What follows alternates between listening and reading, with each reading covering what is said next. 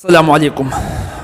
داسې چل تا سره چرته شوی دی چې په یو محفل کې ته د ځینې ملګرو سره ناست یې باز کې د یو څیز په باره کې تاسو باز کوئ. مثال کې طور پر ګپ هم ولګو د یو څیز په باره کې. کور ته ته رالې موبایل دې راواغستو، فیسبوک یا یوټیوب یا ټیک ټاک یا د زه امیزون کولاو کو اني هاو یو سوشل پلیټفارم د کولاو کو په هغې باندې تا ته د هغه څیز اډورټایزمنټ مخې ته راتلل شروع شو. هغه څیز ته بار بار اني حیرانې کې چې لکه ما خو د ملګري سره دې څیزونو په باره کې بحث وکړو، خپل محفل کې مونږ لګیا یو. دا سیس فیسبوک ته څنګه پته ولګېده، یوټیوب ته څنګه پته ولګېده، امیزون ته څنګه پته ولګېده چې ما ته مخې ته کېږي. دې ته مونږ وایو د پاور آف آرټیفیشل انټیلیجنس AI. دا AI د دې دنیا سره څه کولو والا دی، دنیا څنګه شیپ کوي، په دې باندې زه اوس تا پویم. خو دا بحث ستا دپاره لازمي د دوه وجو نه دی. د دې نه به تا ته دوه اهم خبرې کلیر کېږي او هغه دا نمبر 1 د دې نه تا ته دا کلیر کېدل والا دي چې په دې دنیا کې کم خلک دي چې موږ ورته ایتیسټ وایو، د ایتیزم فالوورز، چې هغوی یو خدای نه مني، هغوی وایي خدای نشته دی. د عیسیانو ځان له، د هندوانو ځان له، د مسلمانانو ځان له یو خدای دی ځان له کار کتلی دی. نعوذ بالله. هغوی وایي چې دنیا د بیگ بینګ په ترو، هغوی ځان ته د ټولو نه هوښیار خلک وایي، اپنے منہ میاں میٹھو دي چې موږ د ټولو نه راشتل یو، موږ په ساینس چلیږو، حالانکه ساینس د دوی نیم دی چې د بیگ بینګ نه دنیا جوړه شوې ده. د هغې نه بعد اوریجن اف لایف کې مختلف تیوریز دي لکه تیوري اف پینسپرمیا وغیره قسمه تیوریز د میلر تیوریز ایکسپریمنټس دي. سټینلی میلر هغه هغوی سپورټ کوي چې په دې طریقه باندې پروټین په خپل شکل کې راغلی، بیا ډي ان اے جوړه شو، بیا سیل جوړ شو، بیا کیمبریان ایکسپلوژن وشو، ملټي سیلولر ارګانیزم جوړ شو. د هغې نه بعد بیا ایولیوشن کېدو خبره راتله شادو ته راورسېده او آخره کې انسان جوړ شو. په دې طریقه باندې انسان جوړ شوی دی. دا یو ځان له لوی باس دی، خو خدای پاک په دې کې په منځ کې په یو ځای کې هم نشته. دا د دوی وینا ده، ایتیسټ. خو زه تا ته به نن د دې باس نه پته ولګي چې څنګه به دوی په راروان وخت کې یو خدای ته سجده کول والی، د دروغو خدای ته، چې دوی ځان ته وایي چې مونږ یو خدای هم نه منو، دوی هم د یو دروغو خدای ته سجده جانې انجانې کې کوي. دویمه خبره تا ته به د دې الګوریدمز د پاور پته ولګي چې دا الګوریدمز زمونږ د دې دنیا سره په راروان وخت کې څه کول والی دي. ګوره د کمال خبره زه تا ته وکړم، دا باس هم زه د یو ایتیسټ د کتاب نه کوم په ذات باندې، خو هغه یهودي دی خو عقیدتاً ایتیسټ دی. د هغه نوم دی یوول نوح هراري او هغه یو کتاب لیکلی دی هومو ډیس، انساني خدا، چې څنګه په راروان وخت کې په انسانانو کې داسې خلک دي چې د هغه نه یو قسم له خدایان جوړېږي او دا دنیا به رول کوي. داسې کار دی. هغه یو بل کتاب لیکلی چې هغې ته موږ وایو سیپینس، چې څنګه انسان مخکې په غارونو کې اوسېدو، بیا په قلاره راووتو، نو د خدای کنسپټ د ده په دماغ کې رالی، نو چې هغه رالی نو ده به د دنیا کې نظامونه داسې چلول چې دا بس یو خدای دی او هغه موږ ته وایي او د هغې مطابق به موږ کار کوو. چې څنګه سیستم هغه غواړي، په اقتصادي حالاتو کې غواړي، په سیاسي حالاتو کې غواړي، چې په تعلیمي حالاتو کې غواړي، چې په کم فیلډ کې غواړي چې خدای پاک څه وایي موږ به هغه کوو. بیا په قلاره انسانان ایوالو شو، نو اوسنی کنسپټ زیات په دنیا کې خوريږي ایتیزم، او دا خبره حقیقت هم دی. په عیسایت او په سناتن درم، په هندویزم کې او په جوړایزم کې، په یهودیت کې ایتیزم ډېر زیات تیز خوريږي. په اسلام کې چې کوم مسلمانان دي د لا علمۍ د وجې په هغې کې هم خوريږي، خو هغومره تیز نه دی څنګه چې په دې نورو کې دی. نو لادینیت په دنیا کې ډېر زیات په تیزۍ سره خوريږي. نو لہذا په دنیا کې اوس چلیږي هیومنزم. هیومنزم دې ته وایي چې انسان څه غواړي. دې ته موږ وایو هیومنزم، د انسان د فایدې دپاره انسان څه غواړي. by the human for the human is humanism.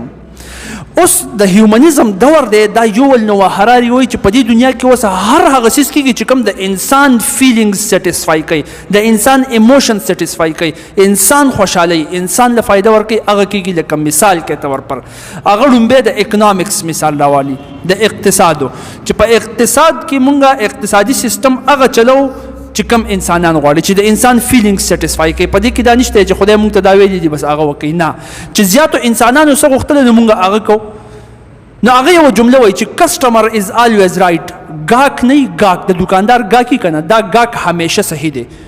چې کم دوکاندار په دې پوه شو چې ګاهک همیشه صحیح دی، د هغه دوکانداري کامیابه شوه. مثال ورکوي. مثال څه چې زه داسې کار وکړم چې د ګاډو یو کمپني جوړه کړم او یو هغې کې یو د سپیشل ګاډي آفر ورکړم چې زه یو ګاډی جوړول غواړم. مختلف قسمه ښه کمپنیانو نه ښه انجینران ما راوچت کړل، هلته مې راوسته او ته مې وویل چې بهترین ګاډی جوړ کړئ. اوس هغوی په خپل د فزیکس علم یې ولګوو او د خپل ډیزاینینګ علم یې ولګوو، په خپل ټول علوم یې را یوځای کړه، د هغې نه یو بهترین ګاډی دوی جوړ کو. خو دغه ګاډي نه چې کوم ګاډی مونږ جوړ کړی بلا شی کاپیان هم تېوستې، بلا شی مقدار کې هم تیار کړه او په مارکیټ کې هم لانچ کړه، خو څوک یې اخلي نه. اوس چې څوک نه اخلي نو د دې څه مطلب شو چې دا کسټمر، دا ګاهک په غلطه باندې دی؟ نه، ګاک همیشه صحیح دی. اصل کې دا خلک چې کوم ځان ته ډېر زیات هوښیار وي، د فزیکس ماهرانو، د انجینیرینګ ماهرانو، د ډیزاینینګ ماهرانو، د دنیا بهترین راټول شوي ګاډی جوړ کړی، خو د هغوی په ذهن کې دا نه و چې دا ګاک به والي که نه. نو لومبی پریارټي ګاک ږدل دی چې ګاک څه غواړي بس ته هغه جوړ کړه. نو کسټمر از آلویز رایټ، کسټمر چېرته غلط نشي کېدی. دقه شانته کې انسانان از آلویز رایټ، چې انسان څه غواړي هغه به کېږي. نو هغه اوس په دې دنیا کې چلېږي، په هر یو څیز کې یو قسم د جمهوریت انوالو شوی دی. بل مثال د پالیټکس نه، د سیاست نه، چې په سیاست کې هم ته وګوره که نه چې کم کس راوستل غواړي چې مونږ خپل پرایم منسټر یا صدر خوښو، نو هغه مونږ د خپل ووټ په ترو باندې خوښو. لہذا ووټر چې څه غواړي، څوک چې ووټ اچوي هغه چې څه غواړي هغه به کېږي. که په زیاتو مقدار کې انسانانو یو اصول خوښو، هغه اصول به په هغه ملک کې رایج کېږي. په زیاتو مقدار کې انسانانو یو کس خوښو چې دا به زمونږ پرایم منسټر یا پریزیډنټ یا اني افیشلی، هغه کس به خوښېږي او دغه ته مونږ جمهوریت وایو په سیاسي نظام کې. نو ته وګوره هغه چلېږي. نو لہذا زیات انسانان چې څه خوښوي د هغوی فیلینګ سیټسفای کوي، د هغوی ایموشنز سیټسفای کوي، نو هغه کېږي. نو دا د انسانیت دور چلېږي، نه کې چې الله تعالی وایي چې لکه داسې خبره ده مونږ ته راهبان د عیسیانو یا پنډتان د هندوانو یا مولیان د مسلمانانو راورسوي، مونږ به هغه کوو. داسې نه ده، مونږ به هغه کوو څه چې انسانان غواړي. دقه شانتې کې هغه بیا مثال ورکړي په ایتکس کې. په ایتکس کې، ایتکس مطلب اخلاقیات، چې اخلاقیات هغه نه دي چې کوم د بره نه راغلي دي راهبانو یا مولیانو یا پنډتانو ویلي دي، بلکې ایتکس په دې دنیا کې اوس هغه چلېږي چې کوم انسانان غواړي. لکه مثال کې طور پر د LGBTQ دپاره مختلف قسمه ریلیانې کېږي په دنیا کې په مختلفو ځایونو کې چې دا دې لیګل شي. نو په مختلفو ملکونو کې لیګل شوي هم دي LGBTQ. تاسو ښه پېژنئ، ما پې سره مخکې داسې شارټکټ غونته کې بحث کړی و، هلک هلک او جینۍ جینۍ سره واده. نو هغه چې دی چونکې زیات انسانان په هغه ځای کې غواړي، نو په هغه ځای کې دا اصول پاس شو. نو دا د انسانیت دور دی. لہذا که انسانان غواړي چې غیبت بد شی نه دی مړه، خو بس خپل منځ کې باس دی، چاته خو نقصان نه رسي، نو کوه غیبت. دروغ چاته خو ډایرکټ نقصان نه دی، بس دروغ دي ځان د ټوکه ټقالې وکړې وکړه، څه ګناه پکې نشته، نو کوې ښه ښکلې ازادي کوه. لہذا د انسان چې څه خوښه ده، څه هغه غواړي، د حق مطابق ایتکس شیپ کېږي په هغه معاشره کې. او نن سبا په ټوله دنیا کې بغیر د یو څو قبیلونه چې په ځنګلو کې پراته دي، هغوی دقه په هیومنزم باندې چلېږي چې زیات انسانان څه غواړي هغه په دې دنیا کې کېږي. لہذا هغه کنټرول چې مخکې به انسان کله د غار نه راووتو او د خدای کنسپټ راوړو، نو په هر څیز کې به ویل چې خدای پاک سوی.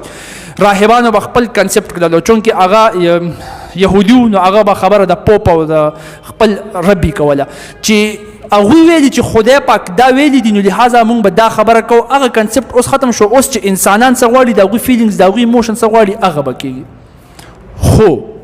خو ته وز غوږ کېده وخه چې خو پکې سره راغله. خو دا ده چې د انسانانو نه عنقریب دا پاور واپس تلو واله دی. اوس به هغه کېږي چې انسانان نه هغه پاور یې غواړي، هغه به کېږي. اوس هغه پاور چېرته دی؟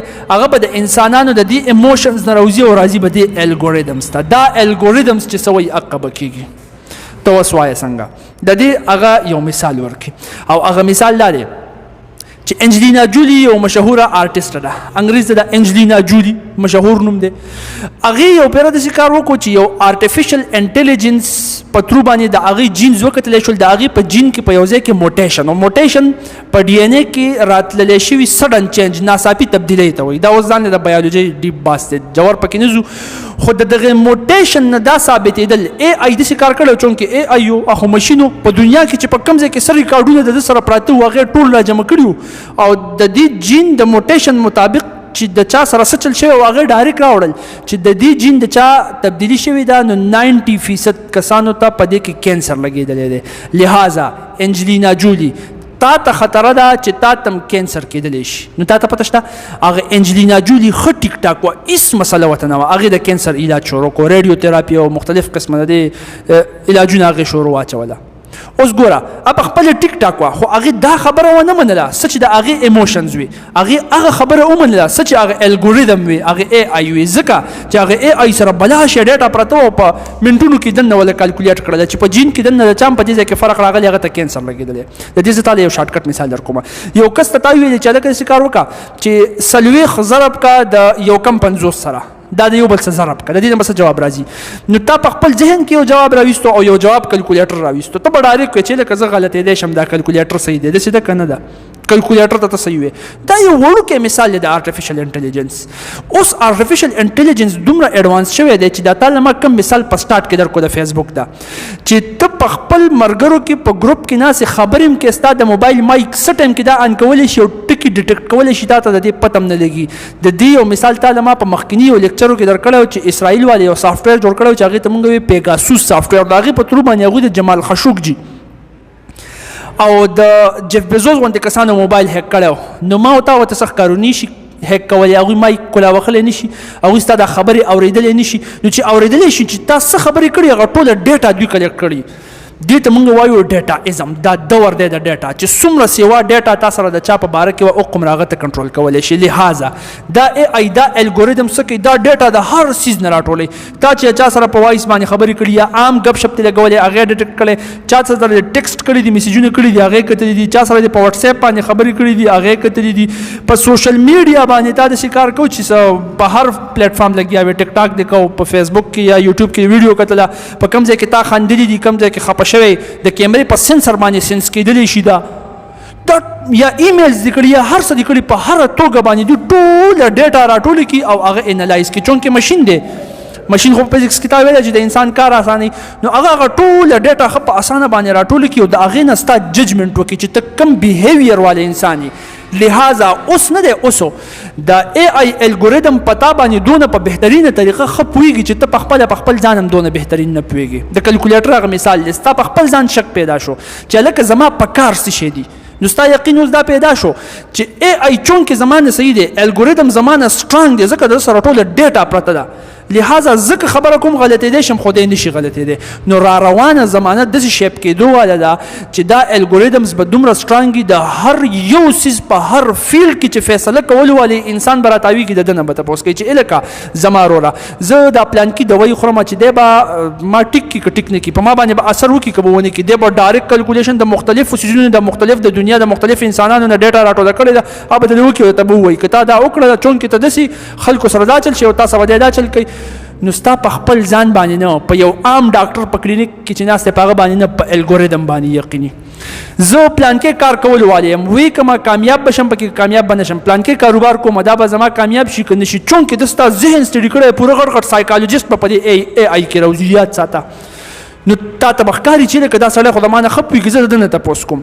نو د دې انسانانو به عادت داسې جوړ شي چې د خپل ځان نه په بل کې یو سوچ پیدا شي چې د خپل ځان نه سوا یقین به انسانان په دې کوي. لہذا اوس به یوه داسې دنیا جوړه شوې د ډېرې مودې نه بعد چې په دې دنیا کې به اوس راج د الګوریدمز چلیږي. دا انسانان به په خپل یو قسم د روبوټ سي. اوس د انسانانو نه پاور په خپله لاړې، انسان به هر هغه کار کوي چې کوم الګوریدم کوي، هر یو کار تپوس به دی د الګوریدم نه کوي. په دې کې هم الګوریدم څه وایي، په دې کې الګوریدم څه کوي، په دې کې الګوریدم څه وایي، دی به د هغه الګوریدمز نه تپوس کوي. او الګوریدم چې چا کنټرول کو په انسانانو کې، هغه د انسانانو خدای دی، هومو ډیس. نو دا ایتیست چونکې ساینس په ساینس باندې دوی ډېر ایمان راوړی دی که نه، دوی به هم د دې الګوریدمز په شا پسې روان شي، بلا انسانان به روان شي. ګوره بده خبره نه ده چې تاله یو څیز پرسیجن او اکوریسي سره څیز درکوي، د هغې نه رزلټ اخله. خو چې کله په الګوریدمز کې دا هیراپیري شروع شوه چې ستا خو په خپل ځان اعتبار نشته، بالکل په پټو سترګو د هغه په ولي باندې ټوپک کېښودی چې هغه څه ووي، هغه ستا وینا ده، د مولا په نیت د نیت دی. اوس که ده تا ته غلطه خبره هم وکړه، ته به یې منې، ستا په ایمان او یقین پیدا شوی ده، دنیا داسې شیپ شوې ده.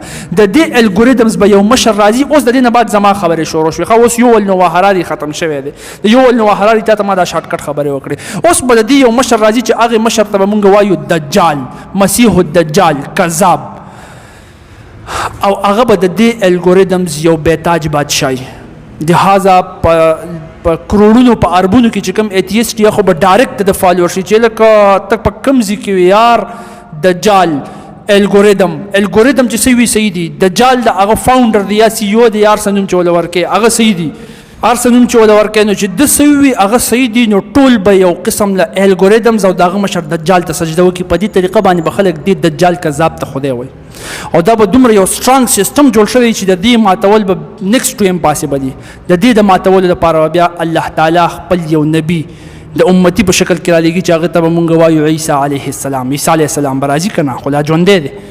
هغه چې واپس راشي یا به دا سیستم چیلنج کوي او د دې چیلنج کول به ډېر زیات ګران وي او هغه چې چیلنج کوي به داسې چیلنج کوي چې بیا د لود په ځای باندې د لود په مقام باندې چلته اوس اسرائیل والي یو ایرپورټ هم جوړ کړی دی په هغه ځای باندې به د دې سیستم دا نماینده وجلی کېږي او بیا به د اسلام برتري واپس شروع کېدل شروع شي صرف یو څو کسان به د دې فتنې په دور کې پاتې شي د هغې به بیا هم یقیني چې لکه د ځینو سیزونو کې ګوره ته غلط یې دا خبره داسې نه ده موږ ته د محمد رسول الله خبر را رسېدلی د الله تعالی د نظام موږ ته پته ده دلته ته غلط یې چیلنج کوي به او به ډېر محض کم پاتې باقي به یوه لویه فتنه ولاړي خلک به ورپسې او په څومره مقدار کې دي اوس کو هغه حدیث ډیټیل ته لاړم نو دا ځان یو باز جوړېږي خو په دې باندې بدان بیا انشاءالله چې باز کو نو تا ته به د الګوریدمز پاور هم کلیر شوی ته به دجال په حقیقت او د ایتیست سره را روان وخت کې څنګه دا چل کېدو والی چې دیم ان قریب یو د درو خدای ته سجده کولو والی دي دا به تا ته کلیر شوي دجال په باره کې به انشاءالله یاد ماته ساتئ د دې باره کې به باز کو جزاک الله